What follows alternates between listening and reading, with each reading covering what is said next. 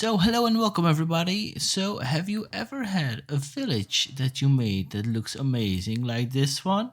But the path kinda suck, it's kinda all over the place, you can't really get on it to it. It's just some stupid lines in the middle of your awesome village and it makes your village look bad. Well, say no more.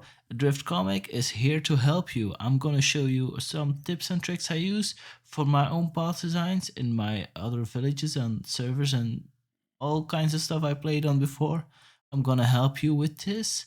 And why don't we start right now? So I'm gonna show you a little bit of tips and tricks I use for myself to make paths look amazing and very well blended in with your village. We're gonna go over a few steps. First of all, we're gonna go over texturing, then straight lines and curvy lines, height, the detail. So first of all, we're going to go over texturing. We have a lot of different build palettes, texture palettes that we're going to can use for path design, and the ones you see on screen right now are just a few of those designs. So as you can see, we have some gray designs, some red, some black.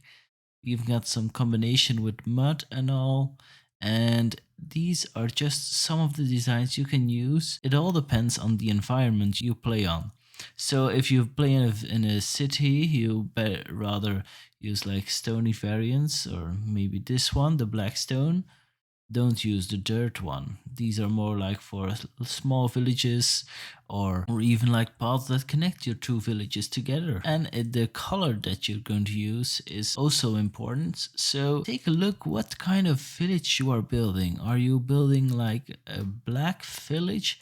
Don't use this path that I'm standing on as a path sign, because it will be blending too much. It's better to go for a little bit of a stony gray design, or even a red one. So the next thing I'm gonna cover is straight lines. As you can see right here above you, don't do straight lines. They don't look good. They are just too straight. Don't do them. The only thing I can see it optional is like if you're doing some side of city build like New York or something. But that is the only reason why you should do straight lines. Just being clear, don't do straight lines. No, don't. Just want to make that clear. But what should you do, comic? What should you do? Well, you should do curvy lines, and with curvy lines, you can use a little bit more detail. You can even use it with some other stuff here in the way. I'm gonna show you that in just a minute. So reveal something so you don't see everything right in front of you. So you see this aspect over here. Then you go to there, you see this aspect.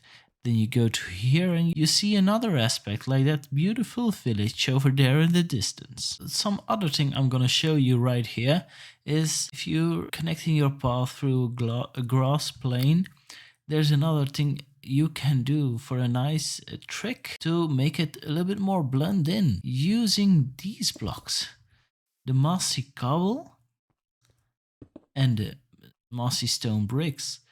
They have a little bit of a greenish color, which will blend in quite nice with the grass. It seems like it's overgrowing a little bit. See, this is almost the same texture. So it looks like the grass is blending in, and if you look from above, you see it's connecting with it. The same with the mossy cobble. It's connecting with the grass, which makes it much nicer. Another thing you can do is use moss carpets. They can go just above here, so it looks like a little bit of a mossier place over here. If you're going to use carpets, you can just put a light source under it, and you can even do that for the gray paths with a little bit of a gray carpet as well, because this one will fill in right well. It also gives a little bit of elevation height, which is also amazing. These also go for buttons and pressure plates. I know they seem kind of tricky, like someone is doing some kind of prank, but they look amazing on the path. It's like a little bit of rocks over here that are crumbling on the path. and that makes it all more interesting. So you want to give your path a little bit of elevation. Don't do everything on the same Y level. Use a little bit of elevation. It also, if you make a village, you can put these houses on different heights, so the roof won't always be at the same height, even though you build the same house, for example. Or yeah, it can just make a little bit more realistic, more beautiful, and more inspired. And another example with the block palette you're going to use for your texturing of your path is think about the options you have with these blocks.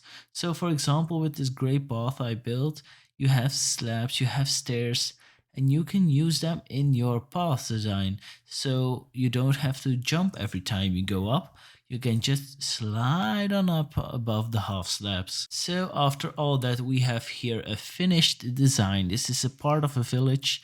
These buildings, if you recognize them, they are from my pirate base on the Enram Sea that I built. So you can see right here, it goes curving, and you want to know what's behind the corner. You don't know what it is. So you can see here a small palm tree I built over here. Just a nice thing to see in this corner. So with your path design, as you can see here, I built a little bit of a brick wall around surrounding it to divide it with the fields. And for the fields, I used a little bit of a path blocks and oak slabs for this dividing. So as you can see, the path blocks work really fine in farmland. For the reveal, what you can see on the other side. Yeah, that might have seemed right. Well, this is going to be the end of the episode. I really hope you enjoyed the path tips and tricks, and it would be really great that you learned something from that. So thank you so much for watching. I hope you really enjoyed it.